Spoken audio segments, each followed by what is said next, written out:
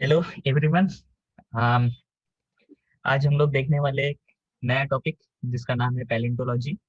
सो palaeontology basically, अगर palaeontology हम लोग बोलते हैं तो पैलेंटोलॉजी से हमारे दिमाग में क्या आइडिया आता है। पैलेंटोलॉजी हम लोग कभी भी देखेंगे तो एक चीज हमारे दिमाग में आएगी। It is all about fossil. ठीक है।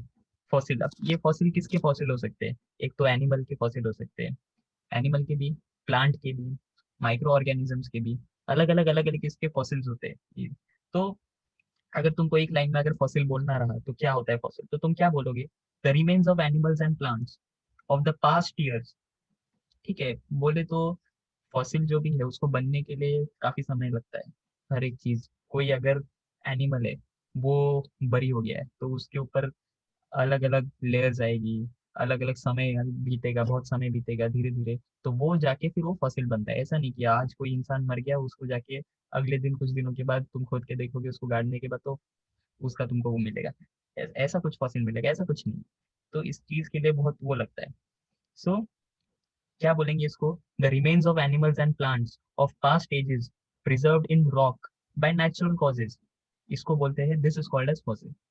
सो any dead organism that is likely to undergo natural process of sedimentation or erosion, ठीक है, मे बी कॉल्ड फॉसिल। बोले तो कोई भी प्रोसेस, जैसे सेडिमेंटेशन की प्रोसेस हो गई, उसके कारण, सेडिमेंटेशन प्रोसेस के कारण फिर तुम्हारे फॉसिल का फॉर्मेशन होता है, अलग अलग होता है। तो ये एक बेसिक आइडिया तुमको समझ गया कि फॉसिल क्या होता है। अब फॉसिल जो होते हैं वो भी अलग अलग टाइप के फॉसिल होते हैं। तो पहले अगर सबसे पहला तुम देखोगे तो सबसे पहला सबसे कॉमन टाइप होता है, एक होता है मेगा फॉसिल। ठीक है। फिर एक और टाइप होता है उसका माइक्रो फॉसिल। एक होता है इकाइनो फॉसिल। ठीक है। सो हम लोग अ, देखेंगे मेगा फॉसिल क्या होता है। तो मेगा फॉसिल जो है, बेसिकली मेगा फॉसिल ये सबसे कॉमन होते हैं। और सबसे कॉमन होते हैं, और ये जो पुराने समय में हुआ करते थे मेगा फॉसिल, जिसको हम, जो हमें आजकल मिलते हैं बहुत कॉमनली, वो होते हैं तुम्हारे मराइन इनवर्टिब्रेट्स। इसके फॉसिल्स हमको बहुत कॉमनली मिलते हैं और ये बेसिकली एक मेगा फॉसिल के टाइप में आते हैं। अगर तुमको एग्जांपल दूं मैं, तो एग्जांपल मिलेगा तुमको मोलस्क का, ब्रैकियोपोडा का, इकाइनो इकाइनोडर्माटा का। तो ट्राइलोबाइट हो गया। तो ये सब जो हो गए ये आते हैं तुम्हारे मेगा फॉसिल के मेगा अंदर। फॉक्स। ओके। तो प्लांट्स जो होते हैं तुम्हारे, प्लांट्स ये एक काफी एक अहम हिस्सा प्ले रोल प्ले करते हैं तुम्हारे मेगा फॉसिल केस में भी। ठीक है। So plants also contribute a part of mega fossil in form of, अगर तुम बोलोगे तो इम्प्रेशन हो गया, और मोल्ड्स हो गया, ये सब अलग अलग टाइप्स रहते हैं कैसे। तो बॉडी फॉसिल, तो इन सब चीजों को हम लोग क्या बोलते हैं? बॉडी फॉसिल बोलते हैं। फिर आते हैं तुम्हारे माइक्रो फॉसिल्स आते हैं। तो इसके अंदर भी माइक्रो फॉसिल भी हम लोग अभी देखेंगे। तो माइक्रो फॉसिल में भी अलग अलग टाइप रहता है माइक्रो फॉसिल का। और माइक्रो फॉसिल से तुमको समझ में क्या आ रहा है कि माइक्रो फॉसिल जो है ये बेसिकली क्यों आएंगे? This is because due to preservation of micro organism, जो भी माइक्रो ऑर्गेनिज्म रहते हैं। ठीक है। माइक्रो ऑर्गेनिज्म अगर तुम बोलोगे, उसका साइज अगर तुम बोलोगे तो तुम इमेजिन करो 5 mm जो होता है ना, 5 mm से छोटे।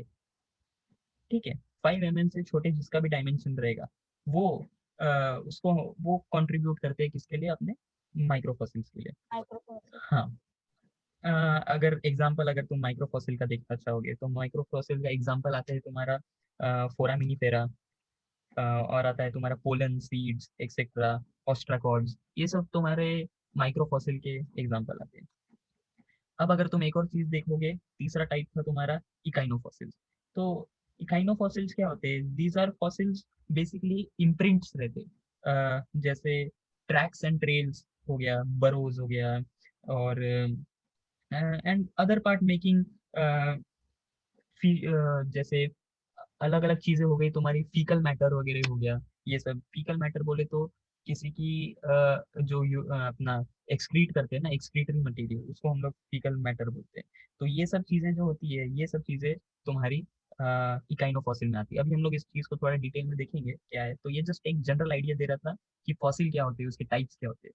तो ये अगर तुमको समझ गया होगा, इजी है। तो नेक्स्ट इसके हम लोग आगे थोड़ा सा आगे बढ़ेंगे कि अब फॉसिल्स तो हमको मिल गए, ठीक है, तो अब फॉसिल्स को प्रिजर्व करना, प्रिजर्वेशन, ये भी बड़ी एक इम्पोर्टेंट चीज़ है, क्योंकि अगर फॉसिल प्रिजर्व नहीं होते, जो उस समय हो गए, जो एनिमल मर गए या कुछ भी हो गया, तो उस समय अगर वो प्रिजर्व नहीं होते, तो हमको आज इस समय हमको पता नहीं चलता कि अच्छा ये भी जानवर उस समय रहता था, या ये भी माइक्रो ऑर्गेनिज्म उस समय रहते थे, या ऐसा कुछ था पहले जो अभी नहीं है। तो उनका प्रिजर्वेशन भी काफी इम्पोर्टेंट रोल है। तो प्रिजर्वेशन, बेसिकली प्रिजर्वेशन में, अब प्रिजर्वेशन के भी अलग अलग टाइप आते हैं। कैसे अलग अलग टाइप आते हैं कि कभी कभी क्या होता है, प्रिजर्वेशन जब कोई भी चीज का प्रिजर्व प्रिजर्व करते हैं तुम लोग, तो फॉसिल का प्रिजर्वेशन में कभी कभी पूरा जो एंटायर फॉसिल है, वो जितना पूरा फॉसिल है वो कभी कभी प्रिजर्व होता है। कभी कभी एंटायर फॉसिल, किसी किसी चीज में ऐसा पॉसिबल होता है कि अ, उसके अंदर से स्केलेटन उसका प्रिजर्व रहे, क्योंकि हर समय ऐसा होगा नहीं कि तुम्हारा सिर्फ पूरा जैसा एग्जैक्टली ऑर्गेनिज्म था जैसा पहले वैसे का वैसे तुमको फॉसिल में मिला, ऐसा नहीं होगा। कभी कभी उनको सिर्फ तुम्हारी हड्डियां मिलेगी, कभी कभी तुम्हारा कुछ इम्प्रिंट मिलेगा। तो हर बार जैसा एग्जैक्ट फॉसिल है वैसा हमको नहीं मिलता, एग्जैक्ट ऑर्गेनिज्म है वैसा फॉसिल हमको नहीं मिलता। तो दूसरा टाइप जो हो गया वो तुम्हारा एंटायर स्केलेटन इज प्रिजर्व। उसके बाद आता है तुम्हारा एक और टाइप जो होता है पेट्रिफिकेशन। ठीक है, ये पेट्रिफिकेशन भी एक वो रहता है कि जब तुम्हारा फॉसिल या कुछ शेल, समझ लो कोई ऑर्गेनिज्म है जिसके अंदर शेल शेल लगा हुआ है, तो उस कैलकेरियस शेल क्या है, बेसिकली कैलकेरियस मटेरियल है ना, तो उसके अंदर कभी कभी क्या हो जाता है कि इनऑर्गेनिक मटेरियल घुस जाता है उसके अंदर, और वो घुसने के कारण इनऑर्गेनिक मटेरियल, तो वो एक उसको काफी हार्ड बना देता है या उसका कंपोजिशन चेंज कर देता है। ठीक है, तो इस उसके कारण तुम्हारे वो पेट्रिफिकेशन हो जाता है, तुम्हारा पेट्रिफिकेशन, और उसके कारण तुमको उस पेट्रिफाइड फॉसिल्स मिलते हैं तुमको। ठीक है, तो ये एक टाइप हो गया। और अगर तुम एक टाइप देखोगे तो एक कार्बोनाइजेशन होता है, ये एक होता है प्रिजर्वेशन का टाइप। कार्बोनाइजेशन का मतलब अगर तुम देखोगे तो उसके नाम में ही लिखा हुआ है कार्बनाइजेशन। कार्बनाइजेशन सबसे इम्पोर्टेंट टाइप क्यों बोलेंगे हम लोग, क्योंकि कार्बनाइजेशन के कारण हमको क्या मिलता है, कोल मिलता है। Coal is basically water, carbon है ना। तो कार्बनाइजेशन भी हो गया। और एक और जो हो गया वो होता है तुम्हारा ट्रैक्स एंड ट्रेल्स, जैसे मैंने बताया था। तो अभी हम लोग इस सब चीजों को डिटेल में देखेंगे कि ये क्या होते हैं, कैसे होते हैं। ठीक है, सो सबसे पहले पहला जो टाइप हो गया वो हो गया तुम्हारा एंटायर फॉसिलिस प्रिजर्व।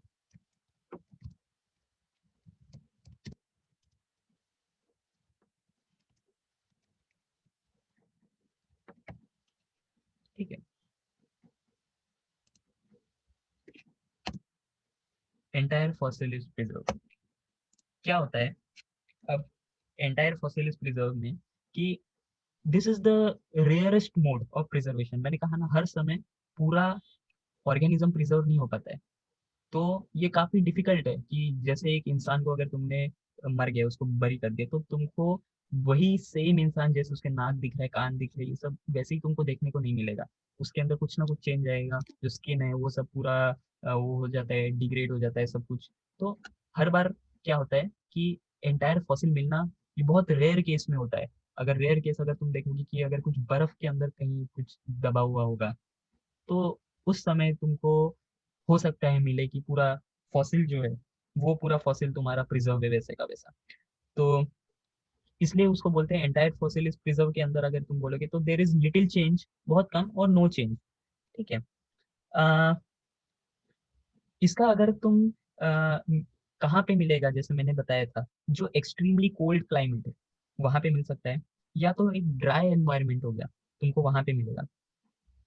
और कभी कभी कुछ एंटी बैक्टीरियल वो भी रहते हैं, मटेरियल जो रहते हैं, कभी कभी वो एंटी बैक्टीरियल मटेरियल भी हेल्प करते हैं उस फॉसिल को एंटायर उसको उसकी बॉडी को प्रिजर्व करने के लिए।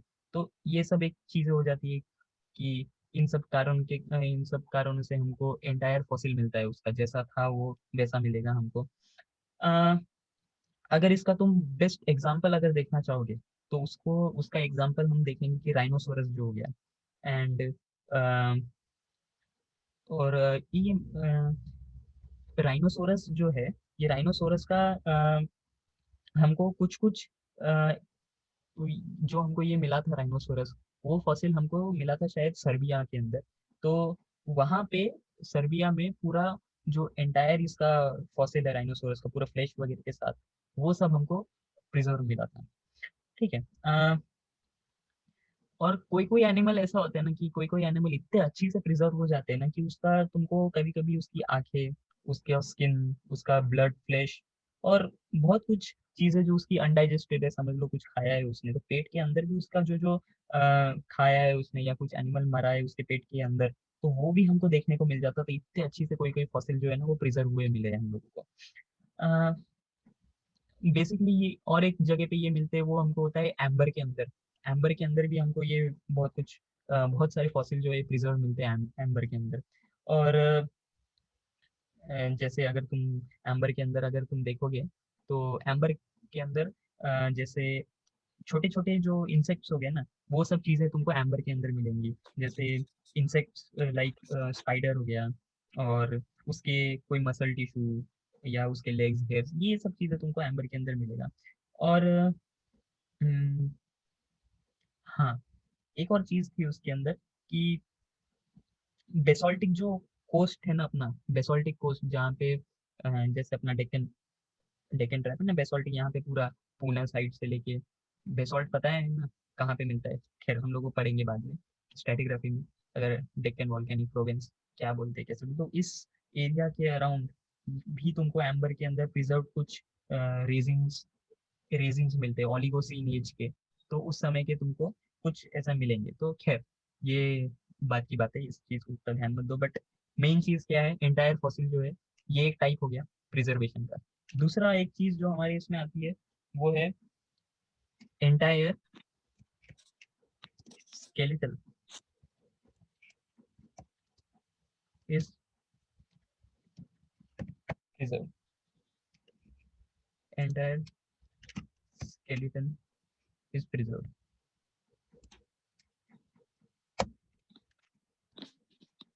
ये एक दूसरा टाइप हो गया। क्या होता है कि स्केलेटन अगर तुम देखोगे, अभी तुम एक डॉक्टर के जैसे सोचो, क्योंकि पैलेंटोलॉजी एक ऐसा सब्जेक्ट है कि तुमको पूरा ऐसा जियोलॉजी से थोड़ा हटना पड़ेगा ऐसा, और तुमको बायोलॉजी की तरफ थोड़ा सा डिविएट होना पड़ेगा। तो कोई भी किसी भी एनिमल को अगर तुमने देखा होगा तो उसका स्केलेटन जो होता है, एंडोस्केलेटन और एक्सोस्केलेटन, अगर तुम बायोलॉजी वाले बच्चे होंगे तो उनको समझता है ये एंडोस्केलेटन क्या होता है, एक्सोस्केलेटन क्या होता है। सो ये जो एंडोस्केलेटन होता है, एक्सोस्केलेटन होता है, एक्सोस्केलेटन म्हणजे जो बाहर के साइड में तुमको देखने को मिलता है। एंडोस्केलेटन म्हणजे जो स्किन पूरा बॉडी के अंदर जो हार्ट पार्ट रहते हैं, जैसे तुम्हारा एंडोस्केलेटन है जैसे ह्यूमंस के अंदर, तो वैसे तुमको इसमें देखने को मिलता है। सो एंडोस्केलेटन और जो एक्सोस्केलेटन हो गया। अब एंडोस्केलेटन एक्सोस्केलेटन हमको प्रिजर्व मिलता है बहुत जगह पे। जो स्केलेटन हो गया बॉडी का, वो हमको बहुत जगह प्रिजर्व मिलता है। उसके साथ हो सकता है कि उसके साथ कभी कभी तुमको बॉडी का सॉफ्ट पार्ट भी उसका प्रिजर्व मिले, पर मोस्टली ऐसा नहीं मिलता है। तो तुमको स्केलेटन जो है पूरा, वो जो भी बॉडी का हार्ड पार्ट हो गया, जैसे ह्यूमन में देखोगे तो ह्यूमन में हार्ड पार्ट क्या है, जैसे बोन्स हो गए उनके, स्कल हो गया, स्कल बोन जो हो गया, और बहुत कुछ ऐसे दांत हो गए। तो ये सब चीजें जो है ये तुम्हारे हार्ड पार्ट आते हैं। तो ये सब चीजें अगर तुम इंसान को बरी करोगे तो बाद में कुछ सालों के बाद देखोगे तो तुमको ये सब चीजें तुमको एज स्केलेटन के टाइप में तुमको प्रिजर्व मिलेगी। ठीक है। अ,